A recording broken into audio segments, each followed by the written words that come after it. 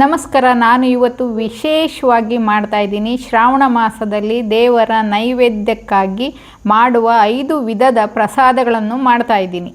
ಈ 5 ವಿಧದ ಪ್ರಸಾದಗಳು ಈಸಿಯಾಗಿ 5 ನಿಮಿಷದಲ್ಲಿ ಮಾಡೋ ಅಂಥವು. ವರ್ಕಿಂಗ್ ವುಮೆನ್ಸಿಗೆ ತಮ್ಮ ಬ್ಯುಸಿ ಲೈಫಲ್ಲೂ ತುಂಬ ಈಸಿಯಾಗಿ ಈ 5 ಪ್ರಸಾದಗಳನ್ನು ಮಾಡಬಹುದು.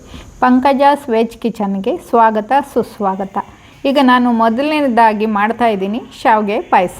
ಇಲ್ಲಿ ನಾನು ಒಂದು ಬಟ್ಲು ಶಾವಿಗೆ ತಗೊಂಡು ಹುರಿತಾ ಇದ್ದೀನಿ. ತುಪ್ಪ ಹಾಕಿ ಹುರಿತಾ ಇದ್ದೀನಿ. ನೋಡಿ, ಈ ಥರ ಗೋಲ್ಡನ್ ಬ್ರೌನ್ ಆಗೋ ತನಕ ಹುರಿಯೋಣ. ಜೊತೆಗೆ ದ್ರಾಕ್ಷಿ, ಗೋಡಂಬಿ, ಬಾದಾಮಿನೂ ಕಟ್ ಮಾಡಿ ಹಾಕಿದ್ದೀನಿ. ಈ ಥರ ಚೆನ್ನಾಗಿ ಹುರಿಯಿರಿ.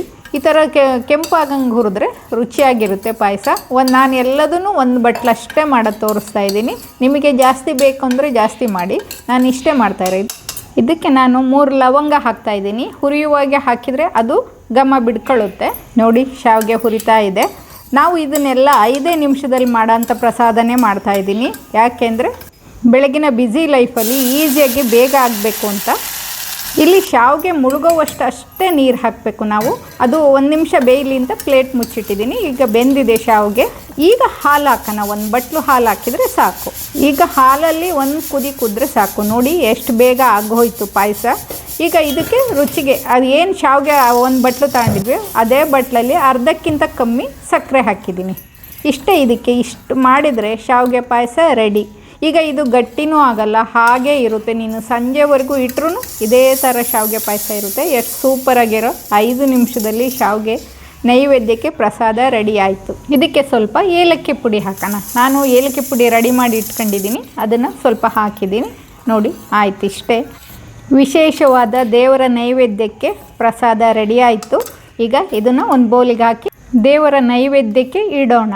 ಸೂಪರಾಗಿರೋ ಅಂಥ ಶಾವಿಗೆ ಪಾಯಸ ರೆಡಿ ಆಯಿತು. ಶಾವಿಗೆ ಪಾಯಸ ಸಾಮಾನ್ಯ ಎಲ್ಲ ದೇವರಿಗೂ ನೈವೇದ್ಯ ಮಾಡ್ತಾರೆ. ಇದು ಶ್ರೇಷ್ಠ ಅನ್ನೋ ಉದ್ದೇಶದಿಂದ. ಹಾಗಾಗಿ ಇದನ್ನು ತುಂಬ ಈಸಿಯಾಗಿ ಎಲ್ಲರೂ ಮಾಡಬಹುದು. ಶಾವಿಗೆ ಪಾಯಸ ರೆಡಿ ಆಯಿತು. ನೆಕ್ಸ್ಟು ಇನ್ನೂ ತುಂಬ ಈಸಿಯಾದ ಸಜ್ಜಿಗೆ ಮಾಡೋಣ. ಇದಕ್ಕೆ ಜಾಸ್ತಿ ಐಟಮ್ಗಳು ಬೇಡ. 3 ಐಟಮಿಂದ ಈ ಪ್ರಸಾದನ ತಯಾರು ಮಾಡ್ಬೋದು. ಇದಕ್ಕೊಂದು ಪಾತ್ರೆ ಇಡೋಣ. ಪಾತ್ರೆಗೆ 1 ಸ್ಪೂನ್ ತುಪ್ಪ ಹಾಕಿ, ಬಾಂಬೆ ರವೆ, ಬಿಳಿ ರವೆ ಬರುತ್ತಲ್ಲ, ಅದನ್ನೊಂದು ಚಿಕ್ಕ ಲೋಟ ಹಾಕೋಣ. ತುಪ್ಪದಲ್ಲೇ ಹುರಿಯೋಣ ರವೆನ. ನಾನು ಸ್ವಲ್ಪ ಬಿಸಿ ಮಾಡಿ ಇಟ್ಟಿರೋ ಬಿಳಿ ರವೆ ಇದು, ಯಾಕೆಂದರೆ ಹುಳ ಬರಬಾರ್ದು ಅನ್ನೋ ಉದ್ದೇಶಕ್ಕೆ ಇದನ್ನು ಚೆನ್ನಾಗಿ ತುಪ್ಪದಲ್ಲಿ ಹುರಿಯೋಣ. ಇದಕ್ಕೆ ಏನು 1 ಲೋಟ ರವೆ ತಗೊಂಡಿರ್ತೀವೋ ಅದಕ್ಕೆ 3ರಷ್ಟು ನೀರು ಹಾಕೋಣ. ಇದು ರವೆ ಹುರಿತಿದ್ದಂಗೆ ಇದಕ್ಕೆ ನೀರು ಹಾಕಿದರೆ ಆಯಿತು. ನೋಡಿ, ಘಮ ಘಮ ಅನ್ನೋ ಪರಿಮಳ ಬರೋ ತನಕ ರವೆ ಹುರಿಯೋಣ. ಯಾಕೆಂದರೆ ಹುರಿಯೋದ್ರಲ್ಲೇ ಇರೋದು. ಈಗ ರವೆಯ 3ರಷ್ಟು ನೀರು ಹಾಕೋಣ. ಹಾಕಿ ಚೆನ್ನಾಗಿ ಮಿಕ್ಸ್ ಮಾಡಿ ಒಂದು ಪ್ಲೇಟ್ ಮುಚ್ಚಿ ಒಂದು 2 ನಿಮಿಷ ಬೇಯೋದಕ್ಕೆ ಬಿಡೋಣ. ಈಗ 2 ನಿಮಿಷ ಆಗಿದೆ. ಈಗ ಇದಕ್ಕೆ ನಾವೇನು ರವೆ ತಗೊಂಡಿದ್ವಿ ಅದರ ಅರ್ಧದಷ್ಟು ಸಕ್ಕರೆ ಹಾಕೋಣ. ನೋಡಿ, ಈಗ ಸಕ್ಕರೆ ಹಾಕಿ ಮಿಕ್ಸ್ ಮಾಡೋಣ ಚೆನ್ನಾಗಿ. ನಾವು ಇಲ್ಲಿ ಏನು ತುಪ್ಪ ಹಾಕ್ತೀವಿ ರವೆ ಹುರಿಯೋಕ್ಕೆ, ಅದನ್ನೇ ಸ್ವಲ್ಪ ಜಾಸ್ತಿ ಹಾಕಬೇಕು. ಅದ್ರ ರುಚಿಲೇ ಇದು ಅಷ್ಟು ಟೇಸ್ಟಿಯಾಗಿರೋಂಥ ಪ್ರಸಾದ ಆಗುತ್ತೆ. ಈ ಪ್ರಸಾದನ ಎಷ್ಟು ಬ್ಯುಸಿ ಇದ್ದರೂ ಸುಲಭವಾಗಿ ಬೇಗನೆ ಮಾಡಬಹುದು. ಶ್ರಾವಣ ಬಂತು ಅಂದರೆ ಸಾಕು, ಎಲ್ಲರ ಮನೆಯಲ್ಲೂ, ಉತ್ತರ ಕರ್ನಾಟಕದಲ್ಲಂತೂ ಇದೇ ಪ್ರಸಾದ ತಯಾರಾಗುತ್ತೆ. ಎಲ್ಲರ ಮನೆಯಲ್ಲೂ ಇದನ್ನು ಶ್ರಾವಣ ಸೋಮವಾರ, ಮಂಗಳವಾರ, ಶುಕ್ರವಾರ, ಶನಿವಾರ ಅಂತ ಎಲ್ಲ ಮಾಡ್ತಾ ಇರ್ತಾರೆ. ಇದಕ್ಕೊಂದು ಚಿಟಿಕೆಯಷ್ಟು ಏಲಕ್ಕಿ ಪುಡಿ ಹಾಕಿದ್ದೀನಿ. ಹಾಕಿ ಚೆನ್ನಾಗಿ ಮಿಕ್ಸ್ ಮಾಡಿದರೆ ಪ್ರಸಾದ ರೆಡಿ ಆಯಿತು. ಇದು 5 ನಿಮಿಷದೊಳಗೆ ಮುಗ್ದು ಹೋಗುತ್ತೆ. ನೋಡಿ, ಪ್ರಸಾದ ರೆಡಿ ಆಯಿತು. ಈಗ ದೇವರ ನೈವೇದ್ಯಕ್ಕೋಸ್ಕರ ಸಜ್ಜಿಗೆನ ಬಟ್ಟಲಿಗೆ ಹಾಕಿ ನೈವೇದ್ಯಕ್ಕೆ ಇಡೋಣ. ಸಜ್ಜಿಗೆ ರೆಡಿ ಆಯಿತು. ಈಗ ನೆಕ್ಸ್ಟು ಮುಂದಿನದು ಹೆಸರುಬೇಳೆ ಪಾಯಸ. ಇದು ದೇಹಕ್ಕೂ ತಂಪು, ಆರೋಗ್ಯಕ್ಕೂ ಒಳ್ಳೆಯದು. ಜೊತೆಗೆ ದೇವರ ನೈವೇದ್ಯಕ್ಕೂ ಶ್ರೇಷ್ಠನೇ ಇರುತ್ತೆ. ಹೆಸರುಬೇಳೆ ಪಾಯಸ ಮಾಡೋದಕ್ಕೆ 3 ಪದಾರ್ಥಗಳಾದರೆ ಸಾಕು. ಹೆಸರುಬೇಳೆ, ಬೆಲ್ಲ, ಏಲಕ್ಕಿ, ಲವಂಗ ಇಷ್ಟ ಆದರೆ ಸಾಕು. ಹೆಸರುಬೇಳೆ ಪಾಯಸ ರೆಡಿ ಆಗುತ್ತೆ. ಹೆಸರುಬೇಳೆ ಪಾಯಸ ಮಾಡೋಕ್ಕೆ 1 ಚಿಕ್ಕ ಲೋಟ ಹೆಸರುಬೇಳೆ ತಗೊತಾ ಇದ್ದೀನಿ. ಇದನ್ನು 2-3 ಸರಿ ತೊಳೆದು ಕುಕ್ಕರಲ್ಲಿ 3 ವಿಶಿಲ್ ಹಾಕಿಸ್ತೀನಿ. ಇದಕ್ಕೆ ಸ್ವಲ್ಪ ಅರಿಶಿನೂ ಹಾಕಿದ್ದೀನಿ. 3 ವಿಶಿಲಾಗಿ ಸ್ಟೀಮ್ ಹೋಗಿದೆ. ನೋಡಿ, ಹೆಸರುಬೇಳೆ ಬೆಂದಿದೆ. ಈಗ ಬೆಂದಿರೋ ಹೆಸರುಬೇಳೆ ಚೆನ್ನಾಗಿ ಮಿಕ್ಸ್ ಮಾಡಿ. ಹೆಸರುಬೇಳೆ ಪಾಯಸ ದೇಹಕ್ಕೆ ತಂಪು ಅಂತಾರೆ, ದೇವಿಗೆ ನೈವೇದ್ಯ ಮಾಡೋಕ್ಕೆ ಶ್ರೇಷ್ಠ ಅಂತಾರೆ. ಹಾಗಾಗಿ ಶುಕ್ರವಾರ, ಮಂಗಳವಾರನೂ ಮಾಡ್ಬೋದು ಈ ಪಾಯಸನ. ಸ್ವಲ್ಪ ನೀರು ಹಾಕಿ ಮಿಕ್ಸ್ ಮಾಡಿ ಇಟ್ಕೊತೀನಿ. ಈಗ ಒಂದು ಪಾತ್ರೆಯಲ್ಲಿ ತುಪ್ಪ ಹಾಕಿ ಒಗ್ಗರಣೆ ಮಾಡ್ಕೊಳ್ಳೋಣ ಪಾಯಸಕ್ಕೆ. 4 ದ್ರಾಕ್ಷಿ, 4 ಗೋಡಂಬಿ ಹಾಕಿದ್ದೀನಿ. ಹಾಕಿ ತುಪ್ಪದಲ್ಲಿ ಚೆನ್ನಾಗಿ ಹುರ್ಕೊತಾ ಇದ್ದೀನಿ. ಗೋಲ್ಡನ್ ಬ್ರೌನ್ ಆಗೋವರೆಗೂ ಹುರಿದು ನಾನಿಲ್ಲಿ ಎಲ್ಲ ಸ್ವಲ್ಪ ಮಾಡಿ ತೋರಿಸ್ತಾ ಇದ್ದೀನಿ ನೈವೇದ್ಯಕ್ಕೋಸ್ಕರ ಅಂತ. ನೀವು ತುಂಬ ಜಾಸ್ತಿ ಮಾಡ್ತೀನಿ ಅಂದರೆ ಮಾಡ್ಬೋದು. ನೋಡಿ ಈಗ ಹುರಿದಿರೋ ದ್ರಾಕ್ಷಿ ಗೋಡಂಬಿ ತಗೊತಾ ಇದ್ದೀನಿ. ಇದಕ್ಕೆ ಯಾವ ಲೋಟದಲ್ಲಿ ಹೆಸರುಬೇಳೆ ತಗೊಂಡಿದ್ದೀನೋ ಅದರಲ್ಲಿ ಅರ್ಧ ಬೆಲ್ಲ ತಗೊಂಡು ಒಗ್ಗರಣೆ ಪಾತ್ರೆಗೆ ಹಾಕಿದ್ದೀನಿ. ಈಗ ಬೆಲ್ಲ ಕರಗ್ತಿದ್ದಂಗೆ ಈಗ ಹೆಸರುಬೇಳೆ ಬೇಯಿಸಿ ನೀರು ಹಾಕಿಟ್ಟಿದ್ದು ಹೆಸರುಬೇಳೆನ ಬೆಲ್ಲದ ಪಾತ್ರೆಗೆ ಸುರಿಯೋಣ. ಸುರಿದು ಚೆನ್ನಾಗಿ ಮಿಕ್ಸ್ ಮಾಡೋಣ. ನೋಡಿ ಇಷ್ಟೇ ಹೆಸರುಬೇಳೆ ಪಾಯಸ ಮಾಡೋದು. ಈಸಿ ಮೆಥಡನ್ನು ತೋರಿಸಿದ್ದೀನಿ ನಾನು. ಬೇರೆ ಬೇರೆ ಮೆಥಡಲ್ಲಿ ಮಾಡ್ಬೋದು. ಇದಕ್ಕೆ ಶುಂಠಿ, ಏಲಕ್ಕಿ, ಒಣ ಕೊಬ್ಬರಿ ಪುಡಿ ಮಾಡಿ ಇಟ್ಕೊಂಡಿದ್ದನ್ನು ಹಾಕಿದ್ದೀನಿ 1 ಸ್ಪೂನು. ಈಗ ಹುರಿದಿರೋ ದ್ರಾಕ್ಷಿ ಗೋಡಂಬಿ ಹಾಕಿ ಮಿಕ್ಸ್ ಮಾಡಿದರೆ ಹೆಸರುಬೇಳೆ ಪಾಯಸ ರೆಡಿ. ಘಮ ಘಮ ಅನ್ನೋ ಅಂಥ ರುಚಿಯಾದ ಹೆಸರುಬೇಳೆ ಪಾಯಸ ದೇವರ ನೈವೇದ್ಯಕ್ಕೆ ತಯಾರಾಗಿದೆ. ನೋಡಿ ಈಗ ನೈವೇದ್ಯ ಮಾಡೋದಕ್ಕೆ ಒಂದು ಬಟ್ಲಿಗೆ ಹಾಕಿ ದೇವರ ಮುಂದೆ ಇಡೋಣ.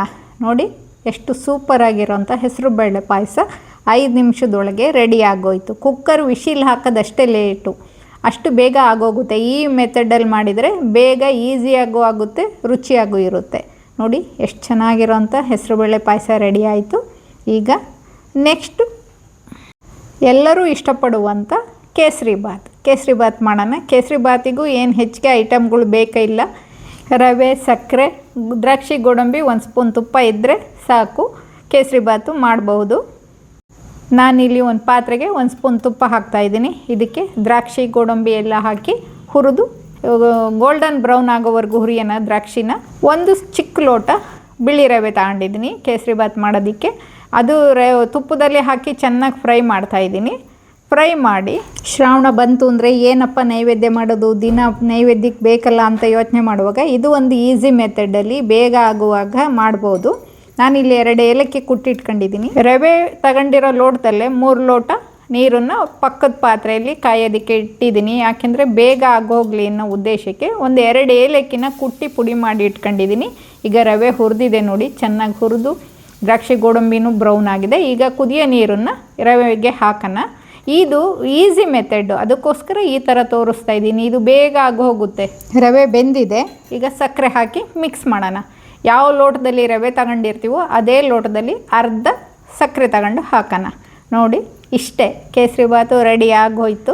ಈಸಿಯಾಗಿ ಮಾಡ್ಬೋದು ಇದನ್ನು. ಈಗ ಸ್ವಲ್ಪ ಏಲಕ್ಕಿ ಪುಡಿ ಕುಟ್ಟಿಟ್ಟಿದ್ವಲ್ಲ ಅದನ್ನು ಹಾಕಿ ಚೆನ್ನಾಗಿ ಮಿಕ್ಸ್ ಮಾಡೋಣ. ಮಿಕ್ಸ್ ಮಾಡಿ ಒಂದು ಪ್ಲೇಟ್ ಮುಚ್ಚಿ 1-2 ನಿಮಿಷ ಬೇಯ್ದಿಕ್ಬಿಟ್ರೆ ಕೇಸರಿ ಬಾತು, ರುಚಿಯಾದ ಕೇಸರಿ ಬಾತು ರೆಡಿ. ಇದನ್ನು ನೈವೇದ್ಯ ಮಾಡೋಕ್ಕೆ ಒಂದು ಬಟ್ಲಿಗೆ ಹಾಕಿ ನೈವೇದ್ಯಕ್ಕೆ ಇಡೋಣ.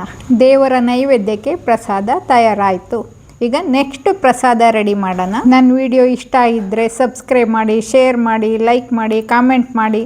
ಸಬ್ಸ್ಕ್ರೈಬ್ ಮಾಡೋದನ್ನು ಮರಿಬೇಡಿ. ಇದು ಬಾಳೆಹಣ್ಣಿನ ಸಿಹಿ ಬೋಂಡ. ಇದು ಲಕ್ಷ್ಮಿಗೆ ಕರೆದಿದ್ದು ಇಷ್ಟ ಅಂತ ಹೇಳ್ತಾರೆ. ಅದಕ್ಕೋಸ್ಕರ ನಾನು ಸಾಮಾನ್ಯ ಶುಕ್ರವಾರ ಶ್ರಾವಣದಲ್ಲಿ ಇದೇ ಪ್ರಸಾದನ ತಯಾರು ಮಾಡ್ತೀನಿ. ನಾನಿಲ್ಲಿ ಒಂದು ಏಲಕ್ಕಿ ಬಾಳೆಹಣ್ಣು ತಗೊಂಡಿದ್ದೀನಿ, ಹಣ್ಣಾಗಿರೋ ಅಂಥದ್ದು. ಇದನ್ನು ಈ ಥರ ಸಣ್ಣದಾಗಿ ತುರ್ಕೊಂಡು ರೆಡಿ ಮಾಡ್ಕೊಳ್ಳೋಣ. 1 ಬಾಳೆಹಣ್ಣು ಆದರೆ ಸ್ವಲ್ಪ ಆಗ್ತದೆ, ಸಾಕು. ನೋಡಿ ಈ ಥರ ತುರ್ಕೊಂಡು ಇದಕ್ಕೆ 2 ಸಣ್ಣ ಸ್ಪೂನು ಬೆಲ್ಲ ಹಾಕಿ ಚೆನ್ನಾಗಿ ಮಿಕ್ಸ್ ಮಾಡೋಣ. ಬಾಳೆಹಣ್ಣು ಸ್ಮ್ಯಾಶ್ ಆಗಿ ಜ್ಯೂಸಿ ಆಗಿರುತ್ತಲ್ಲ ಅದರಲ್ಲೇ ಬೆಲ್ಲ ಕರಗುತ್ತೆ. ತುಂಬ ಗಟ್ಟಿಯಾಗಿದೆ ಅನಿಸಿದರೆ 1-2 ಡ್ರಾಪ್ನಷ್ಟು ನೀರು ಹಾಕ್ಬೋದು. 2 ಚಿಟಿಕೆಯಷ್ಟು ಸೋಡಾ ಪುಡಿ ಹಾಕಿ ಚೆನ್ನಾಗಿ ಮಿಕ್ಸ್ ಮಾಡೋಣ. ಚೆನ್ನಾಗಿ ಮಿಕ್ಸ್ ಮಾಡಬೇಕು. ಮಿಕ್ಸ್ ಮಾಡಿದರೆ ಹದ. ಈಗ ಏಲಕ್ಕಿ ಶುಂಠಿ ಪುಡಿ ಹಾಕಿದ್ದೀನಿ ಸ್ವಲ್ಪ. ಈಗ 1 ದೊಡ್ಡ ಸ್ಪೂನು ಗೋಧಿ ಹಿಟ್ಟು ಹಾಕಿ ಚೆನ್ನಾಗಿ ಮಿಕ್ಸ್ ಮಾಡಿದರೆ ಆಯಿತು. ಇಷ್ಟೇ. ಇದು ಈ ಕ್ವಾಂಟಿಟಿಲಿ ರೆಡಿ ಮಾಡಿದರೆ ಕರೆಕ್ಟಾಗಿ ಬರುತ್ತೆ. ಸಿಹಿ ಬೋಂಡನೂ ತುಂಬ ರುಚಿಯಾಗೂ ಇರುತ್ತೆ, ಚೆನ್ನಾಗೂ ಬರುತ್ತೆ. ನೋಡಿ ಈ ಥರ ಚೆನ್ನಾಗಿ ಮಿಕ್ಸ್ ಮಾಡಿ 5 ನಿಮಿಷ ನೆನೆಯೋದಕ್ಕೆ ಇಡಿ. ಈಗ ಎಣ್ಣೆ ಕಾಯೋದಕ್ಕೆ ಇಟ್ಟಿದ್ದೀನಿ. ನೋಡಿ ಸ್ವಲ್ಪ ಎಣ್ಣೆ ಹಾಕಿ ಕಾಯಕ್ಕಿಟ್ಟು ಈ ಥರ ಕೈಯಲ್ಲಿ ಹದವಾಗಿ ರೌಂಡಕ್ಕೆ ಬಿಟ್ಟರೆ ಆಯಿತು. ಬಾಳೆಹಣ್ಣಿನ ಸಿಹಿ ಬೋಂಡ ಬೇಗ ಕೆಂಪಾಗುತ್ತೆ. ಅದಕ್ಕೋಸ್ಕರ ಸಣ್ಣ ಉರಿಲಿಟ್ಟು ಕರೀರಿ. ಈ ಸ್ವೀಟು ಜಟ್ಪಟ್ ಅಂತ ರೆಡಿ ಆಗೋಗುತ್ತೆ. ಸ್ಮೂತಾಗಿ ತಿರುಗಿಸಿ ಈ ಥರ, ಯಾಕೆಂದರೆ ಒಂದಕ್ಕೊಂದು ಅಂಟು ಹೋಗುತ್ತೆ. ಅದಕ್ಕೋಸ್ಕರ ಇದು ಬೇಗ ಕೆಂಪಾಗಿ ಬೇಗ ರೆಡಿ ಆಗುತ್ತೆ. ಅದಕ್ಕೋಸ್ಕರ ನಿಧಾನಕ್ಕೆ ಕರೀರಿ. ನೋಡಿ ರೆಡಿ ಆಯಿತು. ಇದೇ ಥರ ಇನ್ನೊಂದು ಸರಿ ಕರಿಯೋಣ. ಯಾಕೆಂದರೆ 2 ರೌಂಡಿಗೆ ಆಗೋಷ್ಟು ಆಗಿದೆ ಅದು. ನೋಡಿ ಒಂದು ಬಾಳೆಹಣ್ಣಿಂದ ಎಷ್ಟೊಂದು ಸಿಹಿ ಬೋಂಡಗಳು ರೆಡಿಯಾಗಿದೆ. ಬಾಳೆಹಣ್ಣಿನ ಸಿಹಿ ಬೋಂಡ ಈಗ ದೇವರ ನೈವೇದ್ಯಕ್ಕೆ ರೆಡಿ ಮಾಡೋಣ. ನೋಡಿ ಪ್ಲೇಟಿಗೆ ಹಾಕಿದ್ದೀನಿ. ಇಷ್ಟು ಒಂದು ಬಾಳೆಹಣ್ಣಿಂದ ಇಷ್ಟು ಸಿಹಿ ಬೋಂಡಗಳು ರೆಡಿಯಾಗಿದೆ. ಈಗ ದೇವರ ನೈವೇದ್ಯಕ್ಕೆ ಇಡೋಣ. ಇದು ವಾರಗಟ್ಟಲೆ ಇಟ್ಕೊಂಡು ತಿಂದರೂ ಹಾಳಾಗಲ್ಲ, ಚೆನ್ನಾಗೇ ಇರುತ್ತೆ. ನನ್ನ ಚಾನಲ್ ವೀಕ್ಷಣೆ ಮಾಡಿದ ಎಲ್ಲರಿಗೂ ಧನ್ಯವಾದಗಳು. ಸಬ್ಸ್ಕ್ರೈಬ್ ಮಾಡಿ, ಶೇರ್ ಮಾಡಿ, ಲೈಕ್ ಮಾಡಿ, ಕಾಮೆಂಟ್ ಮಾಡಿ. ನಿಮ್ಮ ಪ್ರೋತ್ಸಾಹವೇ ನಮಗೆ ಸ್ಫೂರ್ತಿ.